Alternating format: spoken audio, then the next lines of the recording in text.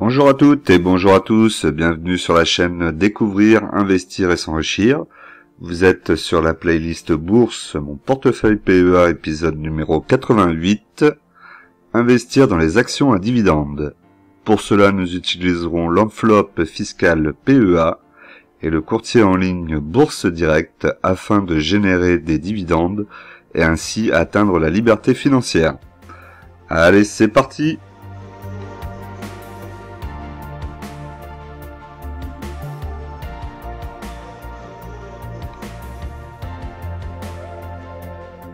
Au sommaire, donc nous aurons le point PEA avec l'achat d'une nouvelle action et nous verrons l'analyse rapidement de l'action, le tableau des dividendes, l'évolution du portefeuille, le question-réponse et la situation du CAC 40. Mais comme d'habitude, je vous rappelle que l'investissement en bourse peut provoquer une perte partielle ou totale de votre capital. Vous ne devez en aucun cas copier ou reproduire mes prises de position. Je ne suis pas un conseiller financier, mais un particulier qui investit à titre personnel. Alors, je vais vous mettre ce petit tableau que j'ai récupéré donc sur Twitter. Donc, c'était juste pour vous montrer un petit peu les actions dont l'État a des parts. Donc on peut voir que l'action la plus grosse c'était EDF avec 84,10% de la société qui appartenait donc à l'État. On dit souvent que c'est pas bénéfique, qu'il faut mieux éviter de rentrer sur les actions qui appartiennent à l'État. Bon ben là on peut voir que EDF nous prouve le contraire. Alors vous me direz aussi c'est par rapport au fait qu'il y a un rachat et que ça va pas être le cas de toutes les sociétés. Souvent c'est plutôt néfaste puisque l'État va demander aux sociétés de bloquer des dividendes dans des situations telles que le Covid. L'État va aussi prendre peut-être des décisions dans la société qui sont pas forcément favorables. Bon, voilà. Mais en tout cas, on peut voir que pour EDF, d'ailleurs dites-moi dans les commentaires si certains d'entre vous étaient rentrés sur EDF. J'ai pas mal hésité quand elle était en dessous des 7 euros. Et j'ai pas osé, j'aurais dû en me disant au pire des cas si l'État le rachète, effectivement le cours pourrait remonter. Aujourd'hui on parle d'un prix entre 9 et 12 euros peut-être. On ne sait pas à combien l'État va racheter, mais en tout cas ce qui est sûr c'est que EDF va sortir de la cotation dans les prochains mois. Pour ce qui concerne mon portefeuille, donc moi j'ai du Airbus, donc on voit que l'État possède 10,90% du capital, et j'ai Orange à 13,40%. Voilà. Après, pour ce qui est des entreprises où l'État a un pourcentage important, c'est presque tous quand même au final. Donc Thales 25%, on a Aéroport de Paris, là c'est 50% qui appartient à l'État. Donc là c'est encore plus tendu. Eramet, bizarrement, j'aurais pas pensé qu'Eramet faisait partie des entreprises que l'État possédait. Bon, en même temps c'est tout ce qui est minéraux, c'est tout ce qui est extraction minière, donc ouais ça peut avoir un aspect stratégique. Air France, donc là on voit qu'Air France actuellement ça va un petit peu mieux, mais c'est pas non plus la fête à 28,6%, donc forcément la compagnie va pas disparaître, sachant qu'en plus il y a KLM, donc il doit y avoir une partie qui appartient aussi à l'État anglais. Ensuite on a la Française des Jeux, 25,5% qui appartient à l'État, suite à la mise en vente il y a en 2019. Je crois que c'était 2019 ou 2020. Bon, voilà. Donc c'est un petit tableau. Bon, Safran aussi, en moindre mesure quand même. Engie aussi, 23,60%. Donc Engie, c'était une société que j'aurais pu aussi rentrer dans mon portefeuille. Bon, j'en ai déjà deux. Elles sont pas trop. Il n'y a pas trop l'État n'a pas trop d'actions de chaque société que je possède, donc Airbus et Orange. Donc je pense que je vais peut-être me limiter à ces actions-là. On n'aura pas la chance de EDF sur toutes les actions. Voilà, c'était juste pour faire un petit point là-dessus.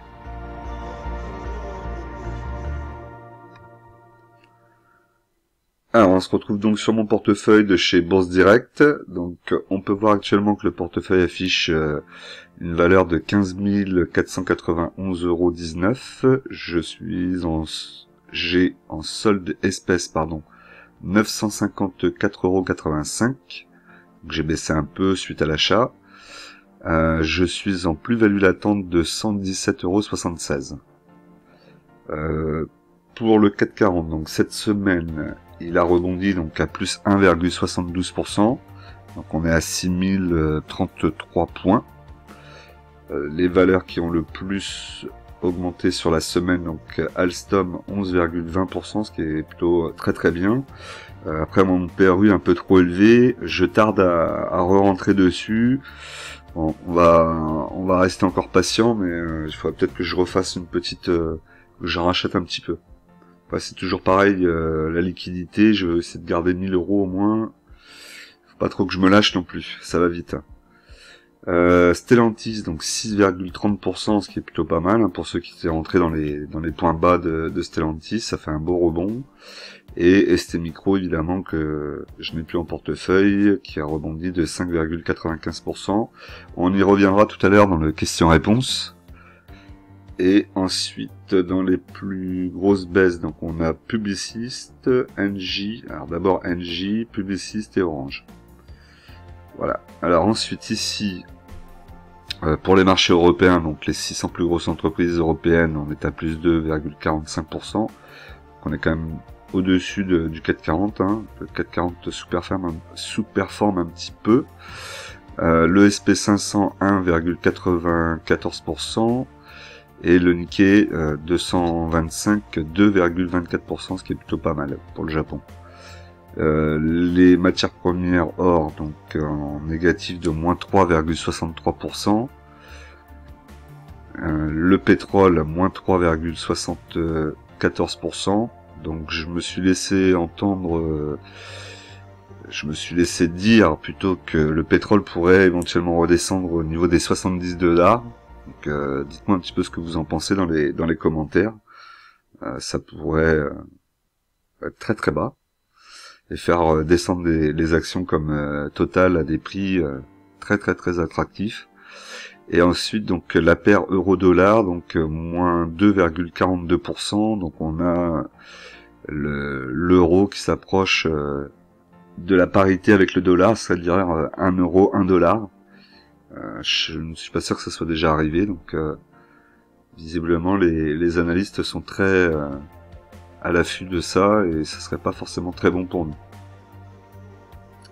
Voilà, bon, pour ce qui en est de l'inflation, hein, aujourd'hui on a l'impression que ça y est, c'est fini, mais malgré tout on nous dit que c'est fini que pendant l'été, que ça risque de revenir au mois de septembre. Bon voilà, c'est un peu comme la semaine dernière, hein, on nous donne le chaud et le froid en même temps. Alors, on repart donc sur mon portefeuille PEA classé en termes de valorisation dans le portefeuille, de la plus grosse à la plus petite valorisation. Donc, vous remarquerez que je vous ai mis maintenant le détachement avec la date. Donc, le détachement, c'est la date à laquelle il faut avoir les actions. Donc, c'est la veille, hein, la veille du détachement. Il vous faut les actions pour pouvoir profiter du dividende. Ensuite, vous avez la date du paiement qui se fait toujours après. Ici, donc, le dividende que vous avez touché par action, la valeur à laquelle le dividende avait été pris. Donc là, pour Euronext, c'était à 75 €. Et le rendement que vous allez avoir en brut, 2,60%.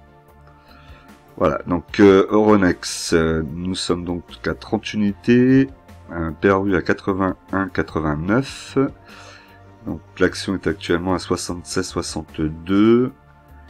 Ici on voit qu'on est toujours sur la moyenne mobile 50 périodes qui résiste bien. On a la petite mèche, un tout petit corps et une petite mèche vers le haut. Pour le moment je laisse comme ça, il n'y a pas de recroisement, on va quand même surveiller que la moyenne mobile 20 périodes ne revienne pas sur la 50 périodes et qu'elle se croise.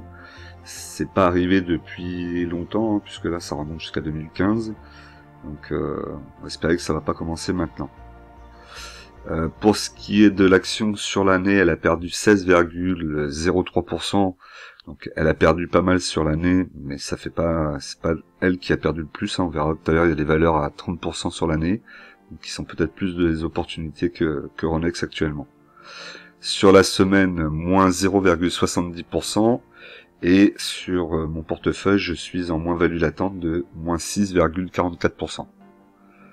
Bon, le dividende reste toujours en progression par rapport à l'année d'avant. Donc 2022, je vous ai dit, et 2023, 3,19 annoncés.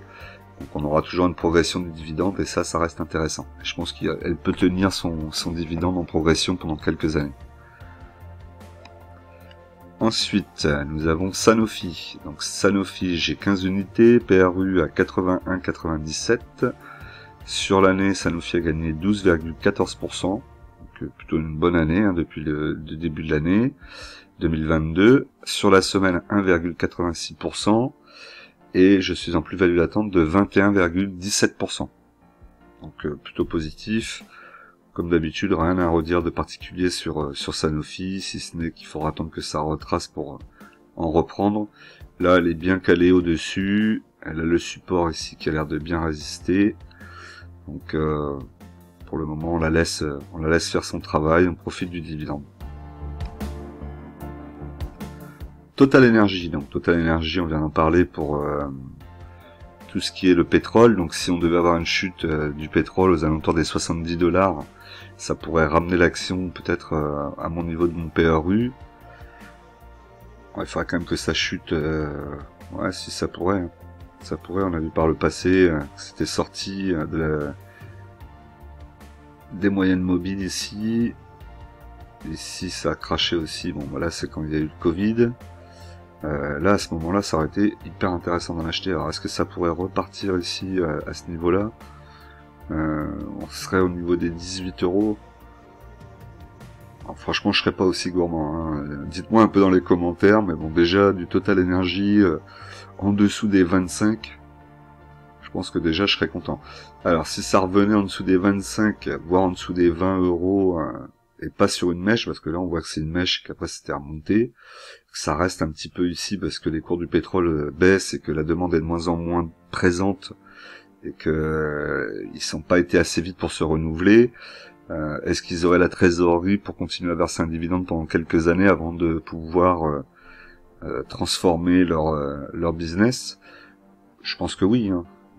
Y a pas, ils ont les reins solides et ils vont vite quand même malgré tout hein, à se transformer.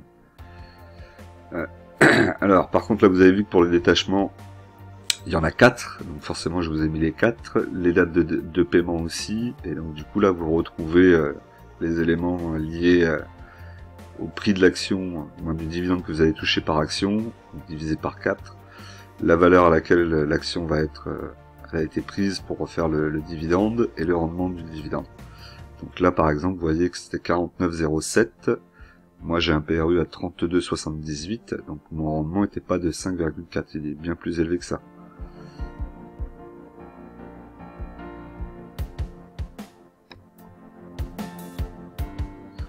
Ensuite Danone,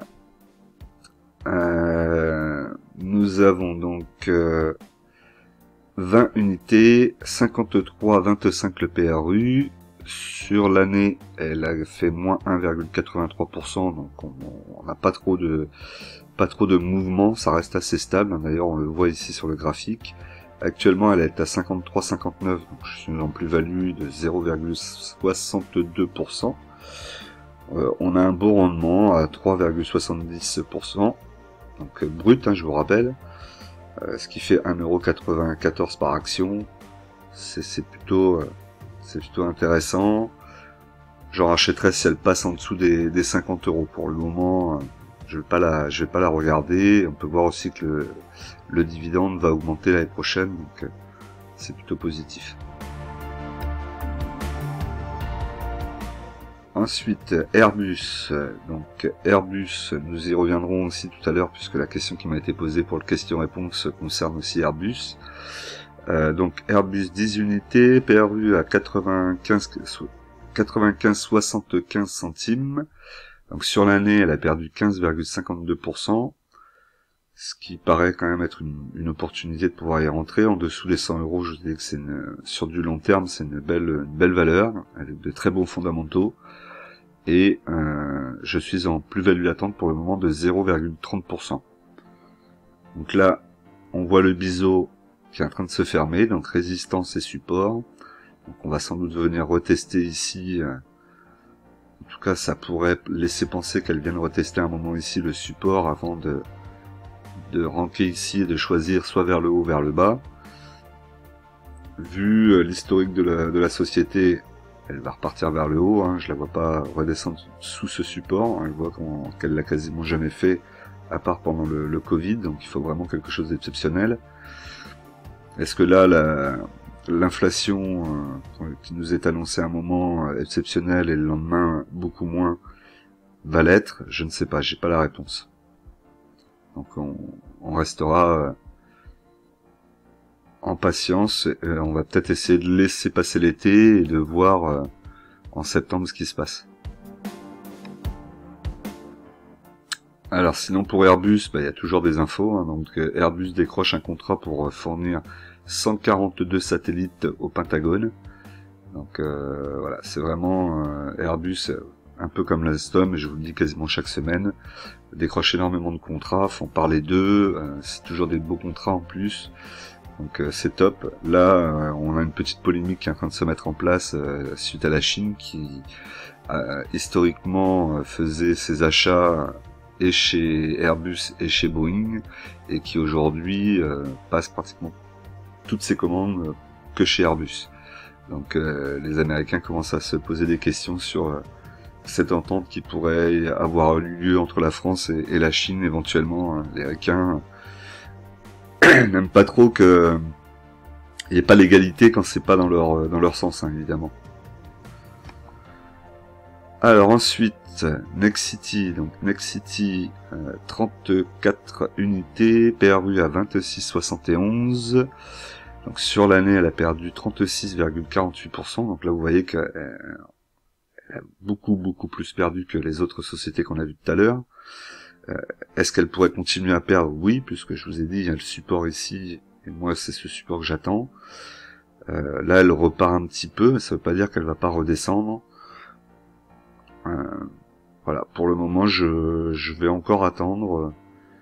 Je pense qu'elle peut revenir ici, venir toucher. C'est ça l'objectif. Donc là, je suis en moins-value de moins 1,72%. Et sur la semaine, elle a repris quand même 3,39%. Elle est en train de se reprendre un petit peu. Ça veut pas dire qu'elle va pas repartir. Vous l'avez vu ici, hein, elle avait touché.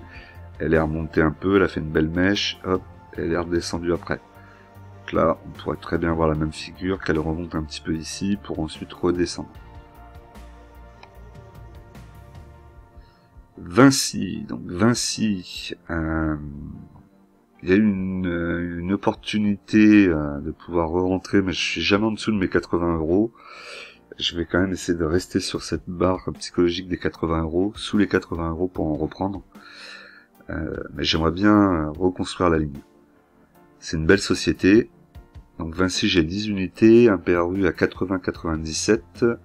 Donc sur l'année, on est à moins 5,09%. Vous voyez que c'est pas celle qui souffre le plus cette année. Je suis toujours en positif. Pardon. De 8,92%. Donc actuellement, elle est à 88,18 €. On est toujours ici, hein. Vous voyez là, la résistance en pointillé rouge et le support vert. Elle travaille toujours ici. Elle n'a pas fait encore le choix. Mais on voit que ça va descendre. Qu'elle va être obligée de faire un choix à un moment ou un autre. On a la moyenne mobile 20 périodes qui est repassée au-dessus de la 50 périodes qui ont l'air de s'écarter un petit peu l'une de l'autre. Donc on pourrait avoir un passage au-dessus de la résistance et repartir un petit peu à la hausse. Pas forcément ce qui m'arrangerait, je préférerais plutôt qu'elle redescende aussi, je vous l'avais dit hein, la semaine dernière, qu'elle revienne tester ici ce support, ça serait pas mal.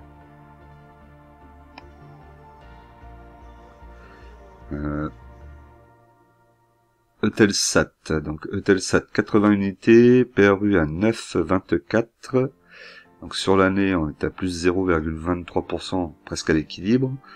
Je suis en plus-value de 16,43%, malgré, ici on voit bien le range là, c'est bien baissier là, ça y va.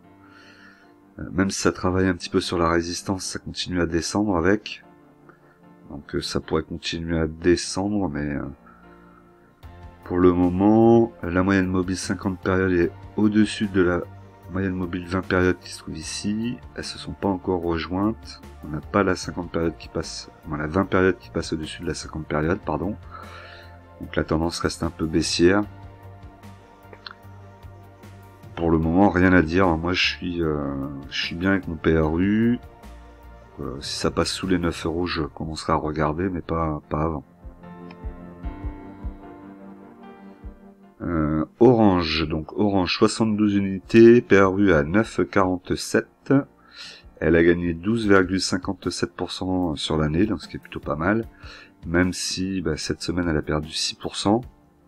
Ce qui fait que je suis toujours en plus-value de 11,44%.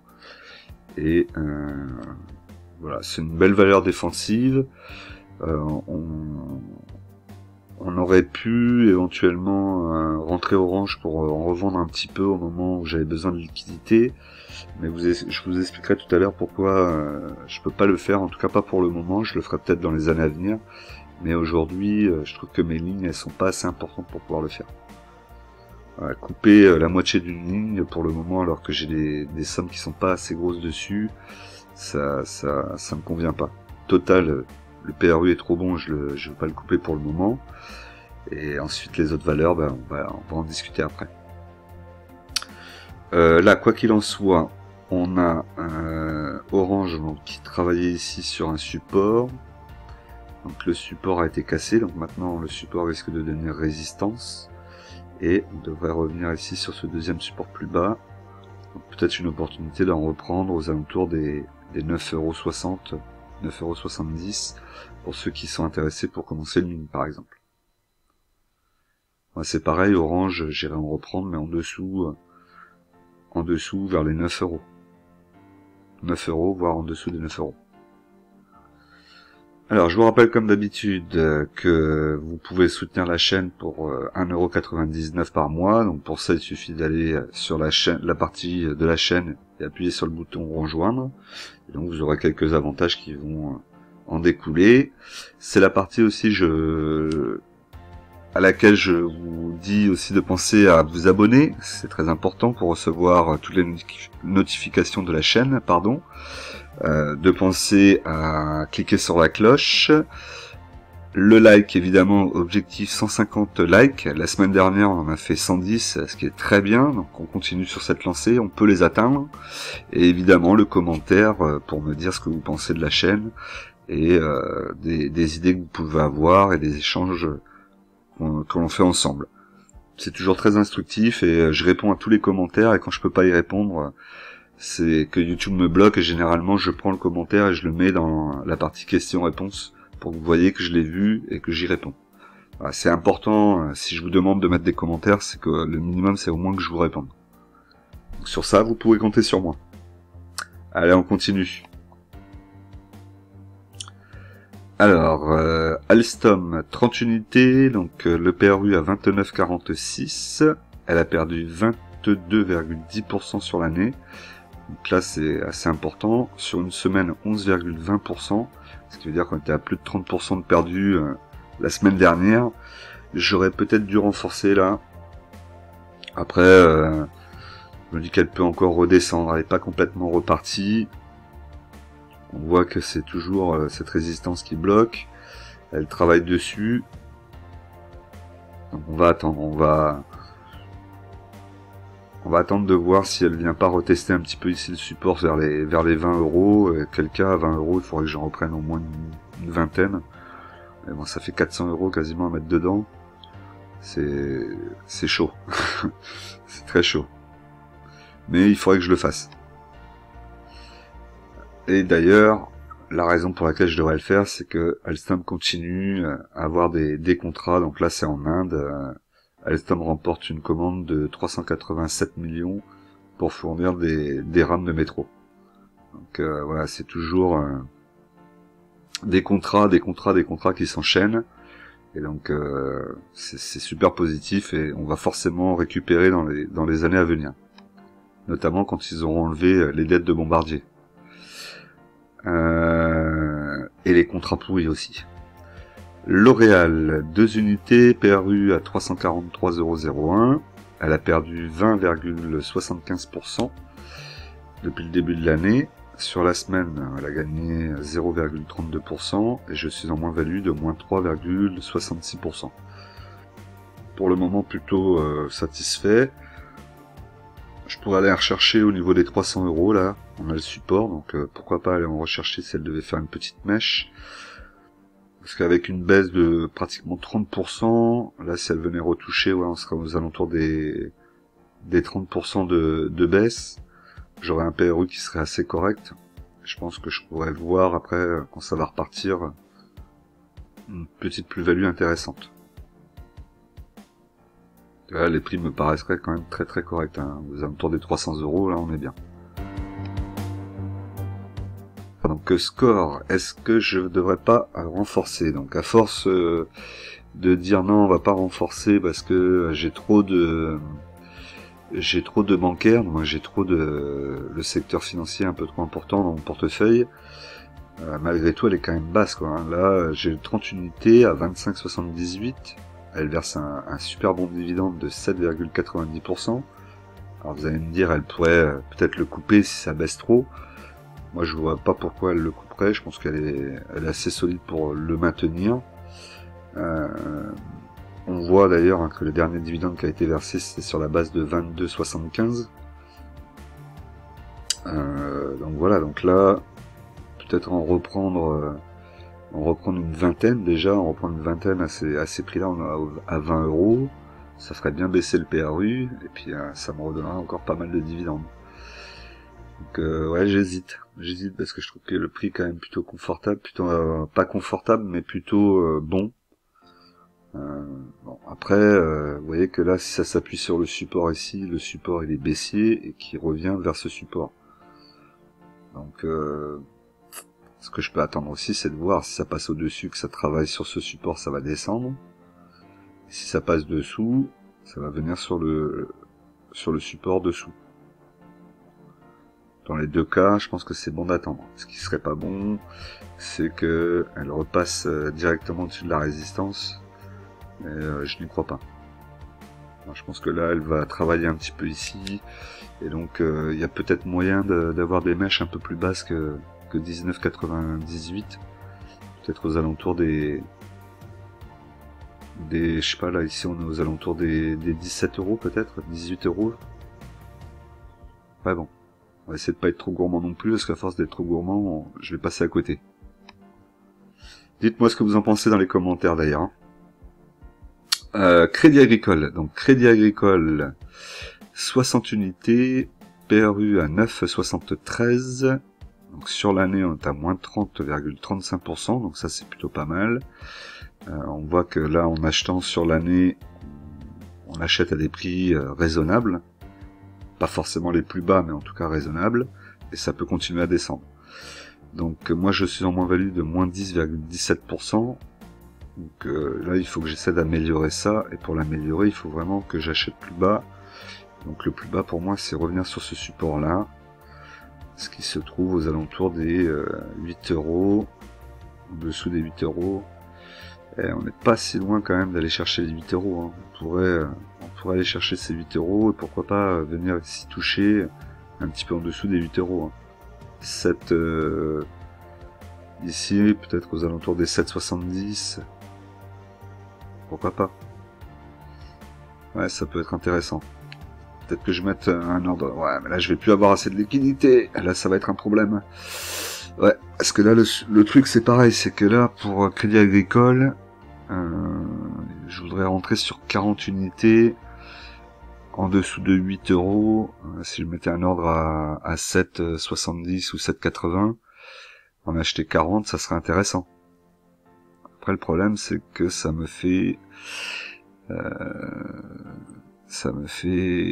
320 € à investir.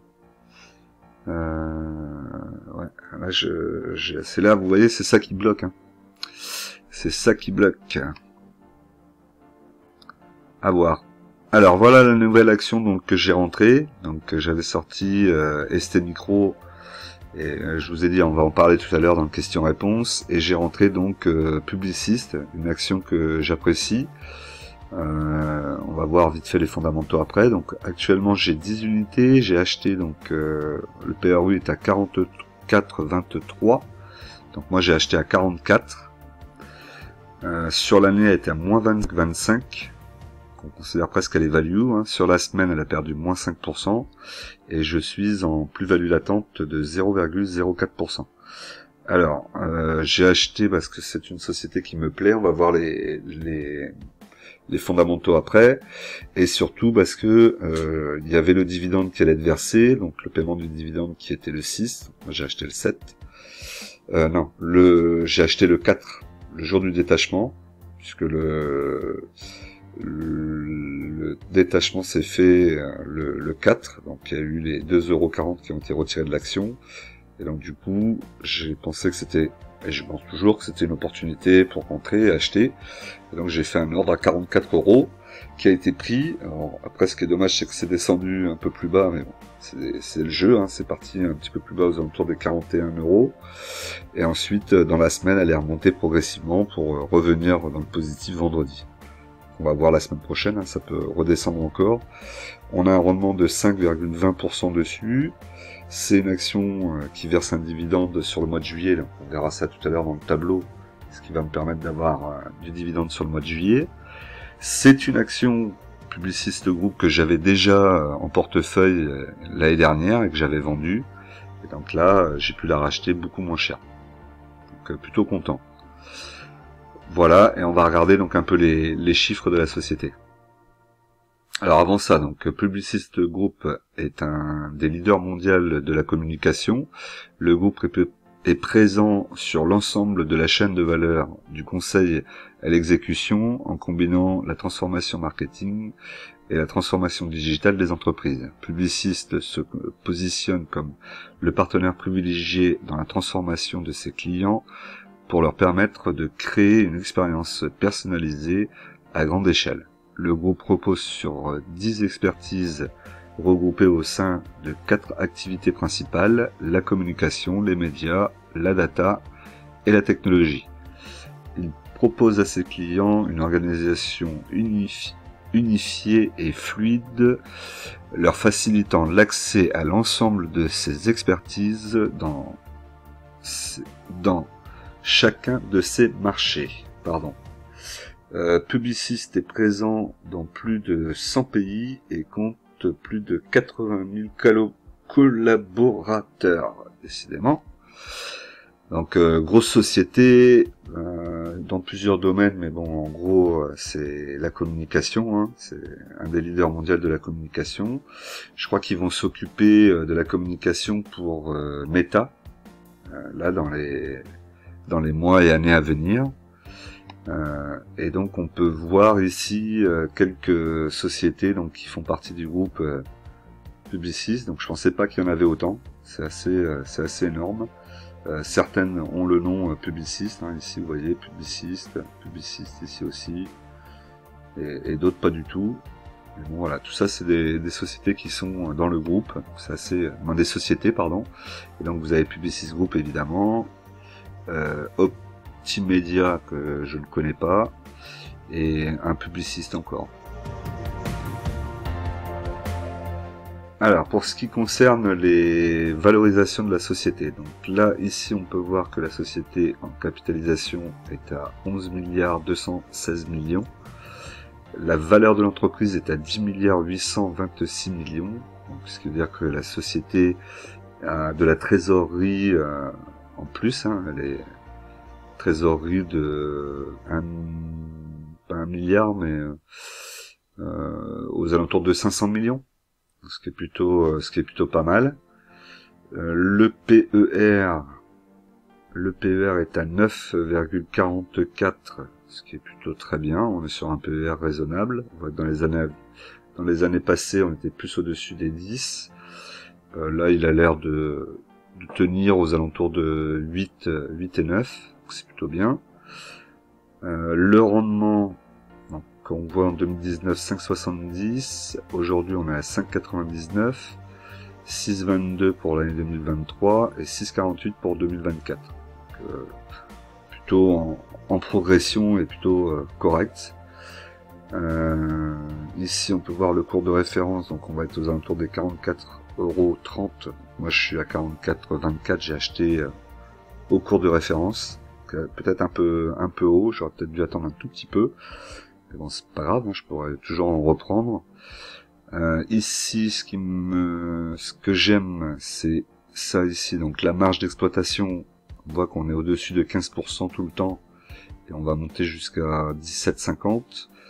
Et ici, pour la marge nette, on voit qu'on est au-dessus des 10% là, depuis 2021, donc ce qui est plutôt pas mal du tout.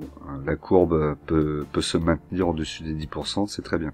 Même historiquement, on voit hein, là 10% à l'époque où 2017-2018, bon, c'est un peu le Covid qui a fait chuter un peu tout le monde. Hein. Pour les chiffres d'affaires, donc les barres noires, c'est assez linéaire jusqu'en 2021, et là on voit qu'on a une petite progression là pour 2022, 2023 et 2024. C'est un peu la même chose qu'on peut voir ici, hein. On voit que les résultats d'exploitation, barre jaune là, ont tendance à augmenter là pour les années à venir, donc c'est plutôt bénéfique, et le résultat net aussi augmente, donc franchement très bien. À partir de 2020 jusqu'à 2024, on voit une progression. Donc c'est positif aussi. Pour ce qui concerne donc le chiffre d'affaires en progression depuis 2019, mis à part 2020 où il y a une petite chute et ensuite c'était reparti. L'EBITDA suit la même performance. Ensuite donc marge d'exploitation, vous voyez on est à 2019 16,9, pour 2022 17,5. On est resté entre 16 et 18% en marge d'exploitation, ce qui est plutôt pas mal. Et sur la marge nette, on voit que 2019-2021 en dessous de 10. Et à partir de 2022, on voit qu'on a passé la barre des 10% en marge nette, et ça c'est plutôt pas mal. Là j'aime bien voir 10% au-dessus de la marge nette, c'est plutôt pas mal. BNA, donc bénéfice net par action, 4,69 €. Pour un dividende de 2,65, donc ça représente un petit peu plus que la moitié. Donc on est aux alentours des 60%, donc ça c'est pas forcément bien. Mais bon, on va dire que ça passe. Ici donc la situation sur la société, donc on a le leverage qui est négatif. La trésorerie, donc on a vu que pour 2019 on avait de la dette ici. 2020 aussi un petit peu de dette. 2021 la dette c'est quasi disparu. Et là on commence à avoir de la trésorerie 2021. Et jusqu'en 2024 on devrait avoir de la trésorerie qui monte. Donc ça c'est plutôt positif, avec le chiffre d'affaires qui monte, l'EBITDA qui monte aussi. Pour moi là c'est plutôt pas mal. Depuis 2020 là la courbe est plutôt très intéressante. Après bon, 2023-2024 ça reste des projections. S'il y a l'inflation, s'il y a tout ça, ça sera peut-être plus compliqué, mais en tout cas, ce que je vois là, c'est plutôt bon, et j'aime ce que je vois. À titre personnel, attention, hein. Encore une fois, je donne pas de conseils. Donc là, on retrouve ce qu'on a vu, hein, la trésorerie positive 390 millions, j'avais dit 500 millions, mais c'est 390, pardon.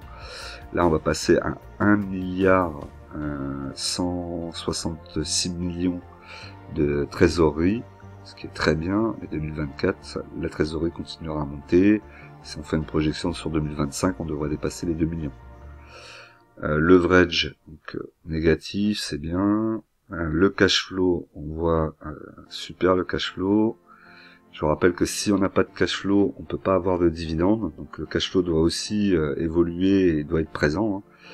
Hein. Sans cash flow, pas de dividende, rappelez-vous de ça. Donc là, on voit un cash flow qui évolue, ce qui va permettre aussi de pouvoir verser son dividende et de ne pas avoir de coupure. En tout cas, moins de risques.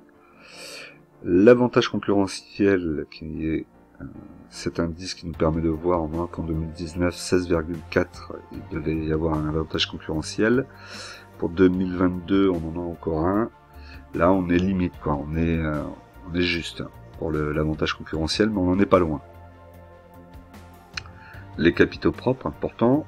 Donc, on voit que pour 2022 jusqu'à 2024 c'est pareil, les capitaux propres vont augmenter. Ouais, elle a une très bonne trésorerie, les chiffres sont bons.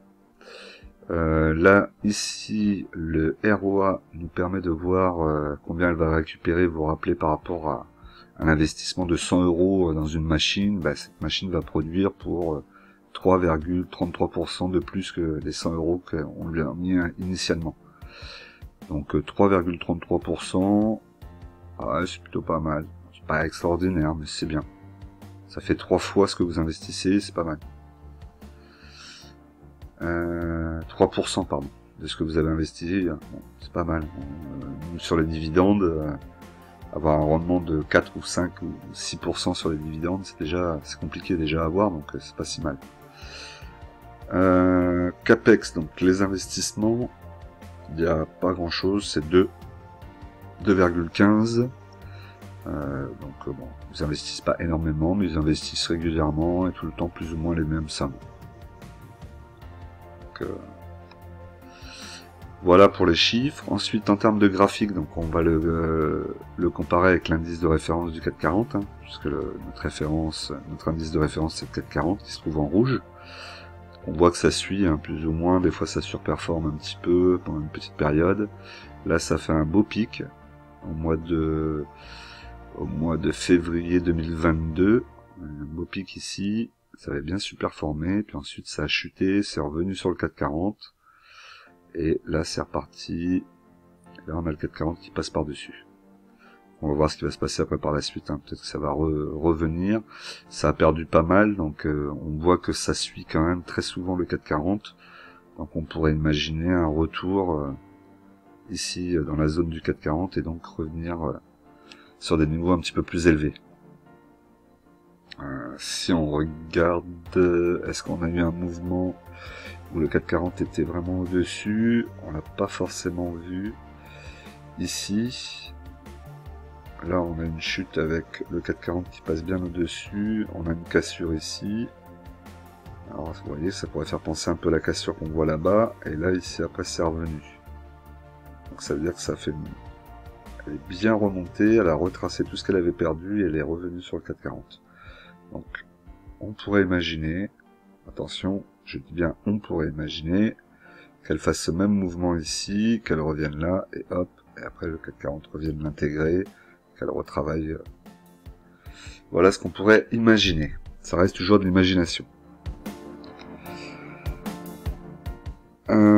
Ensuite, donc, on va reprendre le cours du PEA. Donc, n'hésitez pas à me dire ce que vous pensez de Publicis, si vous l'avez en portefeuille d'ailleurs.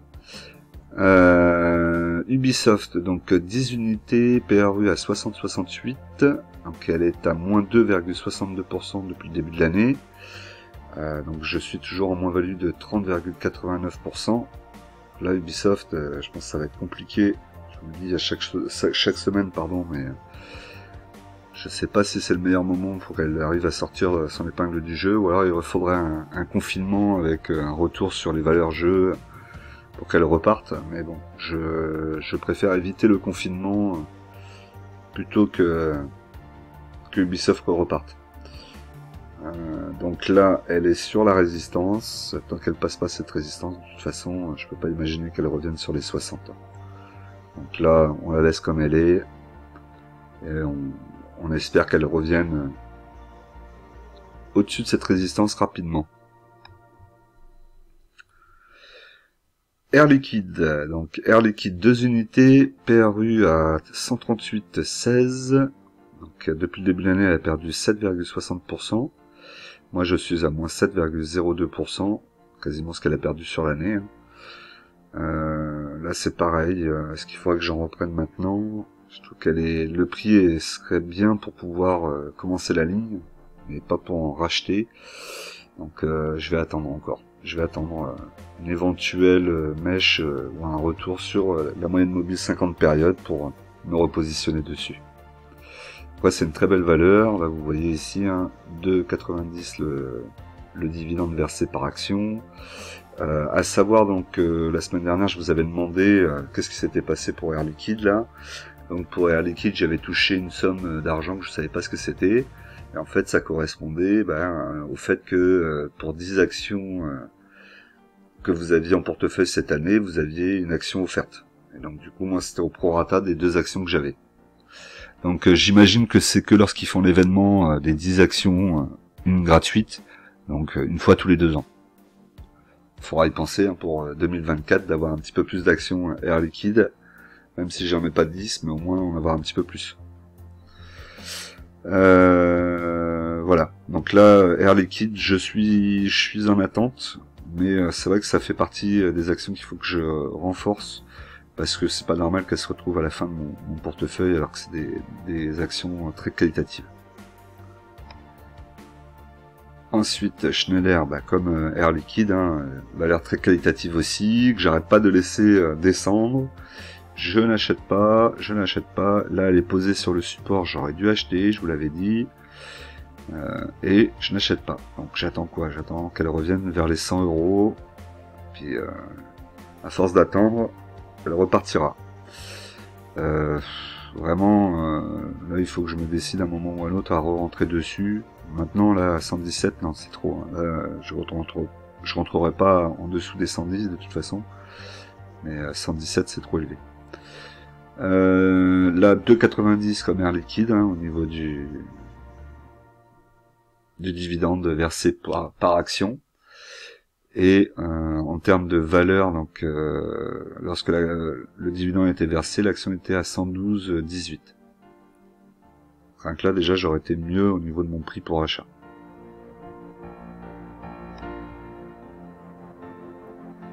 DBT, donc DBT toujours pareil, fidèle à elle-même, hein, j'ai mis 1000 actions, je suis toujours en négatif de moins 80%, presque 50% de perdu sur l'année, rien à dire sur DBT, hein, si ce n'est que les paris sont ouverts, n'hésitez pas si vous voulez participer, hein, laquelle des 2 sociétés entre DBT et Ubisoft sortira positive de mon portefeuille, la première. Voilà, on va pas mettre le nombre d'années ni le nombre de décennies, mais juste déjà savoir laquelle, d'après vous, je sortirai en premier, en positif de mon portefeuille. En positif, hein, je parlais. Alors, répartition par action, donc forcément ça a bougé un peu puisqu'on a une nouvelle action qui est rentrée dans le portefeuille. Donc Air Liquide 1,66, Airbus 6,18, Alstom 4,73, Crédit Agricole 3,40, Danone 6,92%, DBT 0,14, Euronext 14,84%, Eutelsat 5,60, Nexity 5,75, Orange 4,93, Publicis 2,83%, L'Oréal 4,28, Sanofi 9,58, Schneider 1,51, Score 3,88, Total 9,26, Ubisoft 2,66, Vinci 5,67 et la liquidité 6,18. Donc là, la liquidité, on n'est plus bon puisqu'on a dit qu'il fallait au moins être à 10%. J'en étais plus très loin, 9 quelque chose. Et là, je m'en écarte maintenant. Donc il va falloir retravailler là-dessus. Pour les répartitions par secteur, donc nous avons un nouveau secteur qui est rentré, donc la consommation cyclique, qui est représentée donc par Publicis. Donc nous avons toujours le service financier à 23,58% en premier. Ensuite, nous retrouvons la technologie 14,06%. Valeur industrielle à 19,43%. Ensuite, la technologie 14,06%. La non cyclique 11,94%. La santé 10,21%, énergie 9,87, ensuite immobilier à 6,13, Pardon. La consommation cyclique 3,02% et pour finir, matériaux de base 1,77%. Voilà, donc j'étoffe le nombre de secteurs, par contre les pourcentages il va falloir vraiment les étoffer, essayer de les ramener un petit peu plus aux alentours des 10% partout. Autant vous dire que c'est pas gagné. Alors on revient donc sur mon portefeuille que vous pouvez voir donc en entier cette fois-ci. Donc ici vous avez la ligne Publiciste Group, 10 unités, 44,23. Actuellement le cours est à 44,25. Ce que je vous disais. Et donc du coup j'investis 450 € à peu près dedans. Donc si jamais je veux en racheter, avec la liquidité que j'ai, c'est compliqué. Je vous ai dit il y a plusieurs actions qui m'intéressent. Donc je ne sais pas comment faire. Donc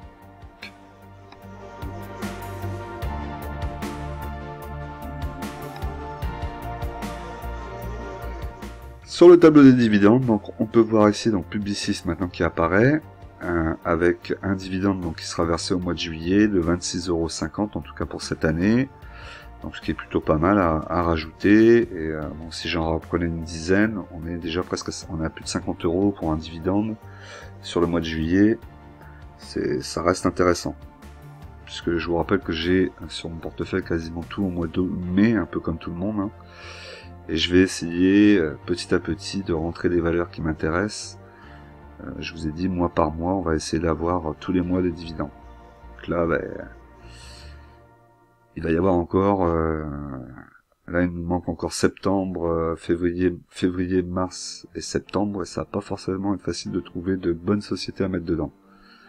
Vous m'en avez proposé, hein, mais pour le moment j'ai pas trouvé la société que je voudrais rentrer sur ces périodes-là. Alors donc sur l'historique de mon compte, donc c'est toujours pour vous montrer donc qu'on a bien Publicis ici, donc vous voyez, j'avais bien acheté à 44, et au final donc j'ai pris la TTF 1,32.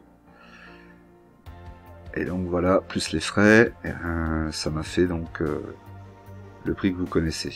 Alors je suis toujours en moins-value latente depuis le début de l'année 2022 de moins 5,07%, soit une perte de moins 809,70 €.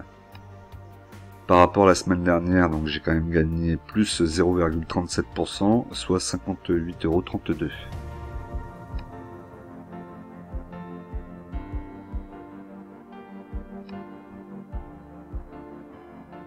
Alors, pour la question-réponse, j'ai choisi de prendre la question de Franck, qui me dit merci, donc je ne comprends pas ta décision sur ST Micro. Perso, je profite de la baisse actuelle pour me renforcer. Oui, dividende est faible, mais belle valeur de croissance sur le secteur clé et PER raisonnable désormais. Alors, je suis tout à fait d'accord avec toi, effectivement, c'est vrai que le prix est intéressant. J'ai vendu en sachant que ça allait descendre, puisque je pensais que ça allait descendre et que je voulais pas me retrouver avec de la moins-value sur ST Micro, donc ce qui voulait dire que j'aurais pu racheter en dessous, vers les 27 €. D'ailleurs, peut-être que tu en as racheté à ce moment-là et je te félicite. J'ai préféré vendre la totalité de la ligne parce que je voulais récupérer de la liquidité et que c'était la seule action que j'avais disponible en plus-value et qui ne verse pas un dividende que je trouve intéressant. Voilà. Donc c'est pour ça que j'ai fait ce choix-là. Après, tu me mets pourquoi te renforcer en parallèle sur Airbus ou imaginer entrer sur Capgemini ou des profils similaires. Perso, je me serais plutôt allégé sur des valeurs comme Orange, qui est assez haute en ce moment pour retrouver des liquidités. Mais bon, ce n'est que mon avis. Très bon avis, je pourrais partager. Alors moi, je vois pas si je vois les choses comme toi, mais j'ai fait une façon différente, c'est-à-dire que je privilégie plutôt Airbus à ST Micro. Pourquoi? Parce que ST Micro est dans un secteur très concurrentiel, il y a beaucoup de monde, donc tout le monde ne tiendra pas, faut pas rêver. Alors est-ce que ST Micro va être au-dessus du lot et tirer son épingle et restera là encore dans une dizaine ou une vingtaine d'années? Ça, l'avenir nous le dira, alors que pour Airbus sera toujours là dans une vingtaine d'années, c'est sûr, puisqu'ils ont un avantage concurrentiel très fort, hein, qui est ne serait-ce que le ticket d'entrée, hein, c'est quand même énorme. Ils sont deux sur ce marché, donc Airbus et Boeing, et en plus Airbus a aussi la partie défense militaire avec les hélicoptères, avec des satellites. Donc voilà, donc pour moi Airbus c'est une bien plus belle valeur qui ne se compare pas forcément avec ST Micro, qui elle n'a pas cet avantage concurrentiel. Déjà rien que pour ça. Voilà pourquoi je préfère privilégier Airbus, et puis Airbus me paraît être un meilleur prix, un potentiel plus important dans le futur. Voilà pourquoi je préfère privilégier Airbus à ST Micro. Après en termes de dividendes, c'est vrai que le dividende est le même. Pour ce qui est de la solution de vendre du Orange pour pouvoir récupérer de la liquidité, j'ai pas envie de faire ça parce que j'ai pas assez d'actions en portefeuille sur chaque ligne. Actuellement, ma plus grosse ligne, c'est 2000 €, c'est Euronext. J'ai 30 unités, 30 actions dessus. Si j'en vends la moitié, j'en vends 15. Ça représenterait 1000 € au grand maximum, mais ça serait quasiment la seule que je pourrais revendre maintenant pour vraiment récupérer de la liquidité. Si je revendais Orange, une partie d'Orange, je récupérerais peut-être 300 ou 400 €. Ouais, j'en vois pas forcément l'intérêt. Voilà, j'ai pas forcément envie, j'ai envie de construire des lignes qui soient assez grosses, avec une centaine d'actions par exemple, et après à ce moment-là je pourrais commencer à, s'il y a des opportunités, de me dire je peux en vendre une vingtaine ou une trentaine et puis en racheter plus bas, et ouais là c'est plus jouable. Là je trouve que j'ai pas assez, mais tout ça c'est psychologique, hein. Il faut bien comprendre qu'on voit tous les choses différemment. Moi je vois les choses comme ça et ça me rassure de faire comme ça. Pour vous, ça vous paraît peut-être complètement délirant et vous vous dites mais non, il peut vendre et racheter tout de suite, ou voilà, et c'est sans doute ce que vous faites et c'est très bien. Encore une fois, le plus important pour moi, et ça doit être aussi votre cas puisque vous regardez une vidéo, c'est de faire de l'investissement long terme. Et après, voilà comment vous gérez votre portefeuille. Vous devez bien dormir, être sûr de ce que vous faites. Bon, on peut toujours se tromper, hein, se tromper ça arrive. Mais au moins d'être rassuré par votre portefeuille et avoir la main sur votre portefeuille et voilà, et vous sentir bien avec. Donc moi c'est le cas, donc pour le moment tout va bien. Mais en tout cas Franck, je confirme qu'effectivement on aurait pu faire ça aussi. ST Micro est une très bonne valeur, j'aurais pu aussi racheter plus bas, renforcer la ligne, il y avait des possibilités. Comme je te dis, voilà, je fais un choix, j'essaie d'aller sur des actions à dividendes et de sortir progressivement les actions avec le plus petit dividende. Airbus, bon je vous le dis, elle sortira pas. Après je crois qu'il m'en reste pas d'autres, hein, à part ST Micro. Donc les autres elles vont rester, il faut que je fasse grossir les lignes maintenant. Alors sinon donc là pour un autre message, une fois que j'avais répondu à ces questions, puis c'est toujours une histoire de liquidité aussi, hein. La liquidité est toujours importante et ça nous fait prendre des décisions des fois qui sont pas bonnes. Vous voyez le manque de liquidité, j'ai dit je sors d'ST Micro alors que j'avais pas forcément envie d'en sortir. Et il fallait que je retrouve la liquidité. Alors sinon pour te renforcer dans les secteurs des matières premières, je dirais Air Liquide, donc évidemment en priorité puisque je l'ai déjà en portefeuille et ça on est d'accord. Saint-Gobain, je suis moins fan, tu vois. Je la regarde depuis un moment, je trouve qu'elle a du mal à décoller. Et Imerys. Donc Imerys par contre effectivement je suis d'accord avec toi, Imerys c'est une valeur qui m'intéresse. Imerys vend ses produits d'ailleurs à la partie négoce de Saint-Gobain. Après c'est pas forcément la même structure. Il y a de la reconstruction dans les années à venir de l'Ukraine. Est-ce que Saint-Gobain va pouvoir plus tirer son épingle du jeu qu'Imerys? Franchement, je sais pas. Saint-Gobain, c'est une action qui m'emballe pas. Donc, si je devais choisir, je penserais que j'irais plutôt sur Imerys. En tout cas, Imerys, je la regarde en ce moment.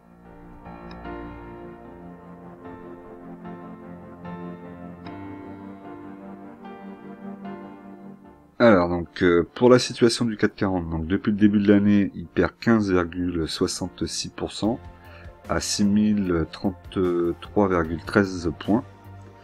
Donc là on voit que c'est en train de descendre et de venir chercher ici la moyenne mobile 50 périodes. On a pourtant toujours la tendance haussière hein, sur long terme, puisque là on est sur du long terme. On n'est pas à l'abri d'avoir une mèche ici hein, qui vienne toucher ici ce support aux alentours des 5500 points.